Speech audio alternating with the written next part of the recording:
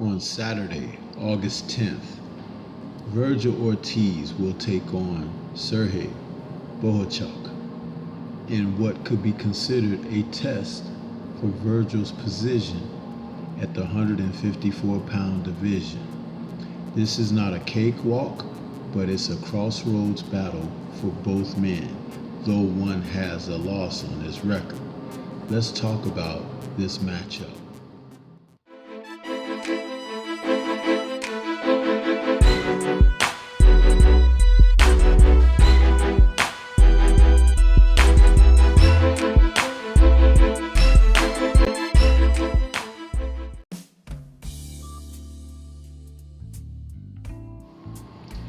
In what could be considered another one of their best fight main event cards of the year, August 10th matchup between Shareable Bahachuk and Vergil Ortiz Jr.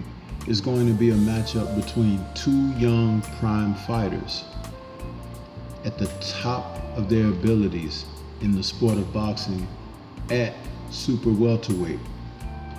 This will be for the WBC interim super welterweight title, currently in possession by Bahachuk. But Vergil, who had been campaigning unsuccessfully at welterweight with health issues, have moved up to the 154-pound division and now is seeking a title opportunity there. He feels that this is his time. He is ready to step into a position of becoming a world champion, but not so fast, as Bahachuk has staked his claim in the division as a champion in the wings, waiting to be defined as such. And this is the fight that can do it for either man or both, especially if it is a hotly contested match, which I expect it to be. There are elements of this that remind me of step-up fights of other fighters in past generations. And sometimes when a fighter comes to this type of impasse, they find out more about themselves, whether they were placed in a position to be prepared to take on what's ahead, or if there had been some type of inadequate approach to the game when they arrived at this point. As for Ortiz, when he enters the ring, he'll be 21-0 with 21 KOs. A lot of his fights have been defined by he being stronger and more powerful than his opponents. His style is aggressive, and he's a boxer puncher, one who has been able to put opponents on their back foot and to be a little bit overwhelmingly strong for them. As he has been prepared, he has been thought to be a fighter that can be a champion, being the type of fighter he is with that aggression. But I am of the belief that he is not necessarily totally rounded out. And we're going to find out when he faces Shareable Bahachuk, who is definitely one who has come to a place where he's learned. His record finds him currently 24-1 with 23 KOs, having dropped that fight by a TKO loss to Brandon Adams back in 2021. But what I have seen of him since, especially culminating with his most recent fight against Brian Mendoza, he has shown a propensity to be aggressive, strong, having a solid foundation, and there is something about him that drives him forward. Now, we do understand that he's from the Ukraine and he's 29 years of age. The time is now for him, and he's 6 feet tall with a 73-inch reach. When we talk about Ortiz, who's 5'10 with a 70-inch reach, he happens to be 26. But that little year and a half, almost 2 years of whatever was going on with him at the welterweight division with his illness. Let's just call it that.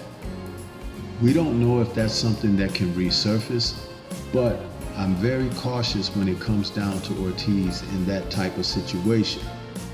Being at a higher weight may be better off for him, but I'm going to tell you, being at that higher weight, there are men who are bigger and stronger than he competing at that weight. When you think about the Tim Tszus and you think about the Madrimovs, those guys are a lot stronger. Fondura, will he be able to measure up? And let's just face it, in facing Bahachuk, who showed in his most recent fight a unanimous decision over Brian Mendoza, who had previously challenged Tim Tszyu for his title, Bahachuk banged Mendoza around and battered him, and the only thing that kept Mendoza in that fight is his fighting spirit. He refused to submit and cave in, but he took quite a pounding in that fight against Sergey. And Sergey got stronger as the fight went on.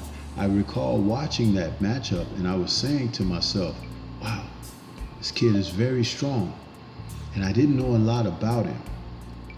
The Ukraine has brought some good fighters to the US and international place in boxing, and some of them should not be overlooked. I'm not saying all, but a few of them are very heady fighters, and if you're not coming in with the proper type of foundation, they're going to exploit your weaknesses.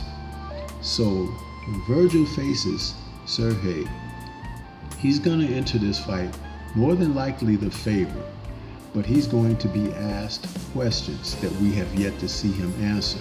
And will he be able to answer those questions and come out like a fighter who is on his way toward a championship? That's the question that is unanswered, and we're going to find out. As far as Sergey, this is an opportunity once again after the Mendoza fight to prove that he is where he should be, and that interim WBC welterweight title, super welterweight title, is not fraudulently in his grasp. But what do you think? This is Stormy B-Man. Shout out to the mighty LDBC and Liberated Perspective, a third eye view of the world. For more content such as this, please like, comment, subscribe, and share. Let me know in the comment section who you feel will prevail on this night. Peace to everyone out there, and everyone please remain safe.